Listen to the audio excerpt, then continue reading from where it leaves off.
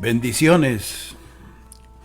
Los saluda de nuevo su hermano y amigo el pastor Carlos Parga. Pasemos a ver la parte 5 de José el Soñador. Y esto lo vemos en Génesis 47 del 1 al 11. Veamos lo que sucede con el padre de José, o sea con Jacob. En la historia de José se nos permite echar una mirada detrás del escenario para conocer las relaciones que existían entre él y Jacob, su anciano padre. Desde el primer momento en que José vio a sus hermanos en el mercado del trigo, fue evidente que el amor por su padre ardía con un fervor constante.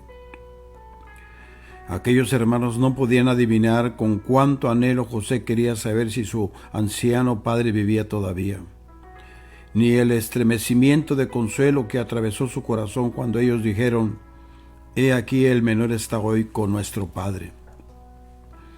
Era evidente que su padre estaba vivo todavía, aunque ya habían pasado 25 años desde la última vez que había visto su amada figura. Cuando sus hermanos llegaron por segunda vez, Judá no se dio cuenta de la tierna fibra del corazón que tocó, ni cuánto vibró, casi a más no poder, cuando habló en repetidas ocasiones del padre que había quedado en casa.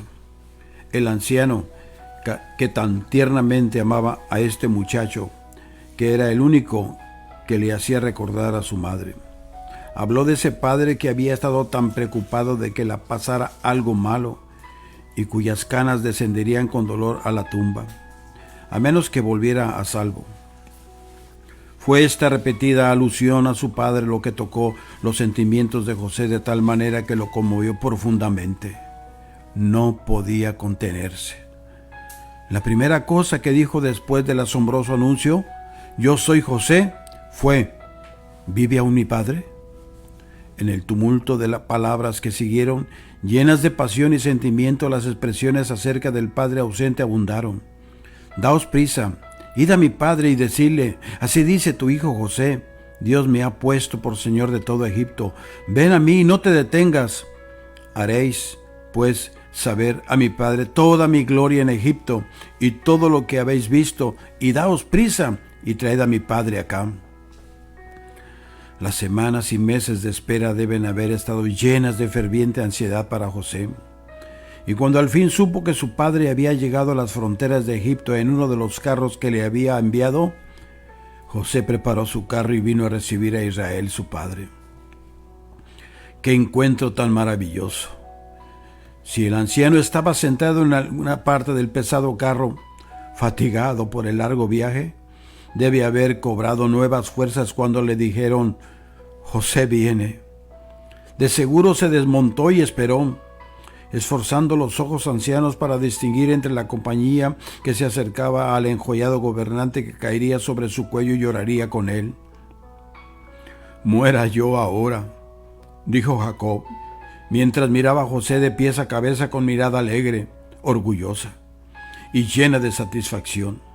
«Muera yo ahora, ya que he visto tu rostro y sé que aún vives».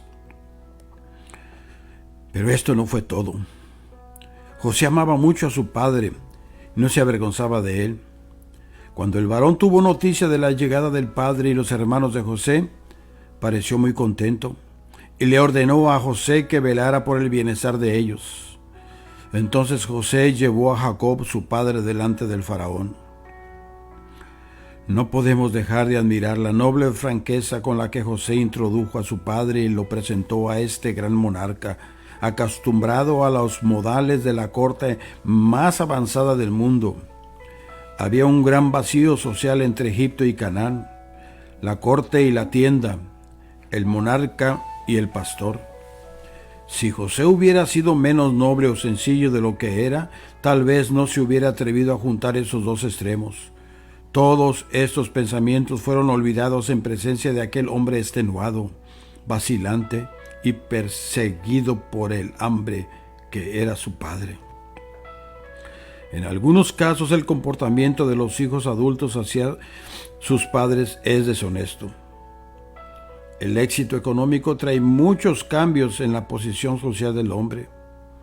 Vive en una buena casa y da fiestas grandes. Manda a sus hijos a escuelas caras. En cambio, ¿qué hace a veces con sus ancianos padres? Tal vez les dé una pequeña ayuda, pero se cuida de mantenerlos fuera del círculo familiar, pues en realidad se avergüenza de ellos.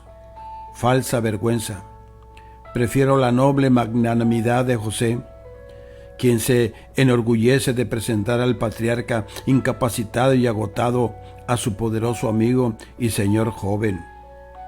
Así es que, joven, honre a sus padres, no se avergüence de ellos. ¿Cuáles son los días de los años de tu vida? Esto fue lo primero que dijo Faraón al entrar Jacob en su presencia.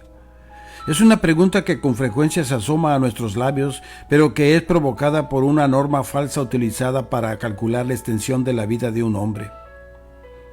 Escuche bien, la medida de la vida no consiste en el número de sus días, sino en la manera como los ha usado. Se lo voy a repetir. La medida de la vida no consiste en el número de sus días, sino en la manera como los ha usado. Hay quienes viven muchos años y al final tienen poco o nada que mostrar como producto de sus esfuerzos. Si sacamos las horas de ocio, solo quedan unas pocas horas de verdadera vida productiva.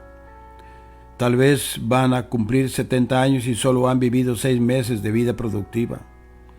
Nuestra verdadera vida no empieza en el primer nacimiento, sino en el segundo. Lo que se hizo antes no vale de nada. Hay quienes viven pocos años, pero llenos de una vida enérgica y noble. Han sido puntuales, industriosos y metódicos. Han redimido el tiempo. Han sacado provecho de lo que otros hubieran desechado como inútil. El resultado es que tienen mucho que mostrar. Han vivido mucho por los libros que han leído, las cosas que han realizado, los ministerios que han iniciado, las amistades que han cultivado y la personalidad que se han formado. Van a cumplir 30 años, pero en esos pocos años han vivido tanto como algunos viven en 70. Déjeme preguntarle como Jacob, usted que me está escuchando, ¿cuántos son los días de los años de su vida? ¿17? Es una edad crítica. Es la edad de formación. Usted será después lo que sea ahora. Está saliendo de la brigada bahía de la adolescencia para lanzarse al gran océano de la vida. Tenga cuidado. Parece atractivo, pero es traicionero. Lleve a bordo al gran piloto, Cristo Jesús. Solo Él puede guiarlo a través de los bajíos y las arenas movedizas que yacen escondidas en su curso. Lleve a bordo solamente a los que Él le escoja como tripulación. ¿Tiene 21 años? A veces se dice que esa es la edad de la independencia o mayoría de edad del hombre. Nunca olvide que hay por lo menos uno de quien nunca podrá independizarse. ¿Tiene 30? Fue a esa edad cuando el Señor empezó su vida pública. Y pensar que muchos hombres han vivido una gran vida y muerto antes de llegar a esa edad. ¿Qué está haciendo usted en el mundo? Apresúrese, su vida pasará pronto. Cuídese para que al final no tenga que decir: me ha pasado la vida esforzándome por hacer cosas sin importancia. Usted no tiene por qué pasar por esa angustiosa retrospección. Solo necesita entregarle la vida al Señor Jesucristo, pidiéndole que ponga sus pensamientos en su mente, vive en su corazón y trabaje a través de esa vida. ¿Cuántos años tiene? ¿40? Cuidado, son muy pocos los que se convierten pasados los 40. Si usted no es todavía de Cristo, las posibilidades de que llegue a serlo disminuyen con gran rapidez todas las semanas. ¿Tiene 50? ¿60? ¿70 años o más? Las nieves de los años han plateado su cabello. Ha tenido que abandonar objetivos antifamiliares. Ya no visita los lugares acostumbrados. Los asuntos se fueron su orgullo. Los debe pasar a otros con más energías. Amigo, contamos con usted para que nos enseñe a esperar el fin de esta vida y a morir. ¿Cuántos años tiene? Qué pregunta tan solemne. Y Jacob, nos dice la palabra del Señor, respondió a Faraón: Los días de los años de mi peregrinación son 130 años. Pocos y malos han sido los días de los años de mi vida, y no han llegado a los días de los años de la vida de mis padres en los días de su peregrinación. Los años de Jacob habían sido pocos en comparación con los de sus antepasados. Taré llegó a la edad de 205 años, Abraham a los 175, Isaac a los 180. En cambio, todos los años de Jacob fueron 147. Habían sido malos. En su juventud fue arrancado de su amado hogar y sus amigos, y se fue solo a pasar los mejores años de su vida como extranjero en tierra extranjera. Su servicio a Labán fue arduo y difícil, consumido en el día por la sequía y en las desveladas vigilias de la noche por la escarcha. Con dificultad se le escapó a Labán, y tan pronto como lo hizo tuvo que encontrarse con su hermano impetuoso y enfadado. En la agonía de esa terrible crisis se enfrentó al ángel luchador, quien le tocó el tendón de la cadera y lo dejó cojo por el resto de su vida. Casi no acababan de pasar estas calamidades cuando se vio metido en un extremo peligroso con los cananeos de Siquem, y pasó por escenas que le emblanquecieron el cabello, le arrugaron las mejillas y le llenaron de cicatrices el corazón. Entonces llegó a Luz o Betel. Débora, el ama de Rebeca, murió y fue enterrada bajo una encina que desde entonces se llamaría Alon Bacut, la encina del llanto. Después partieron de Betel y había aún como media legua de tierra para llegar a Éfrata. Cuando Raquel, o sea su esposa favorita, tuvo un hijo, dice la palabra, y aconteció que al salírsele el alma, llamó su nombre Benoni, que quiere decir hijo de mi tristeza. Un poco después llegó a Mamre, y llegó apenas a tiempo para llevar los restos de su propio padre a la tumba. Las penas que siguieron ya nos han conmovido el corazón al estudiar la historia de su hijo José. Rubén le trajo desgracia a su nombre. Judá arrojó el honor familiar en el cieno de los apetitos sensuales. Al parecer, José había sido despedazado por bestias salvajes. Las disensiones entre sus hijos le daban haber herido el corazón, y aún después del encuentro con su hijo por tanto tiempo perdido, tendría que depender durante 17 años de los tesoros del rey de Egipto, lejos de la gloriosa herencia que le había sido prometida a su raza. Tal vez el exterior de la vida de Jacob, se podría decir según esto que su vida fue un fracaso, comparada con la suerte de Esaú. Presenta un gran contraste. Jacob tuvo el derecho de primogenitura, pero tuvo una vida de sufrimientos y desastres. Esaú perdió la primogenitura, pero obtuvo todo lo que podía apetecer su corazón: riquezas, realeza, un linaje de hijos ilustres. El capítulo 36 del Génesis contiene una lista de los reyes que fueron descendientes de Esaú. Tal vez Esaú se compadeciera a menudo de su hermano. No obstante, cuando este mismo Jacob está delante de Faraón, este gran monarca del mundo se inclina con vehemencia para recibir su bendición. Y la palabra de Dios nos dice: Jacob bendijo a Faraón. Jacob, al principio de su vida, fue astuto, aprovechado y engañador, pero todo parece eliminado en el crisol del sufrimiento por el cual tuvo que pasar. Había alcanzado una aureola de grandeza moral que impresionó aún al enaltecido Faraón. Hay una cierta grandeza que es completamente independiente de todas esas buenas circunstancias que algunas veces asociamos con ella. Dios mismo dijo: no se dirá más tu nombre Jacob, sino Israel, porque has luchado con Dios y con los hombres y has vencido. Hay tres cosas que le dieron ese linaje real de procedencia divina a Jacob, y también nos lo darán a nosotros. En primer lugar, la oración. En tierra desértica, lleno de rocas, vio en sueños una gran escalera. Esto le dio la nota clave de su vida. Desde ese día vivió al pie de esa escalera de oración, por la cual ascendían los ángeles llevando sus peticiones, y por la cual bajaban también con las bendiciones de Dios. Aprenda a orar sin cesar. Este es el secreto de la grandeza. El que está siempre en la sala de las audiencias del gran rey adquiere rasgos de realeza.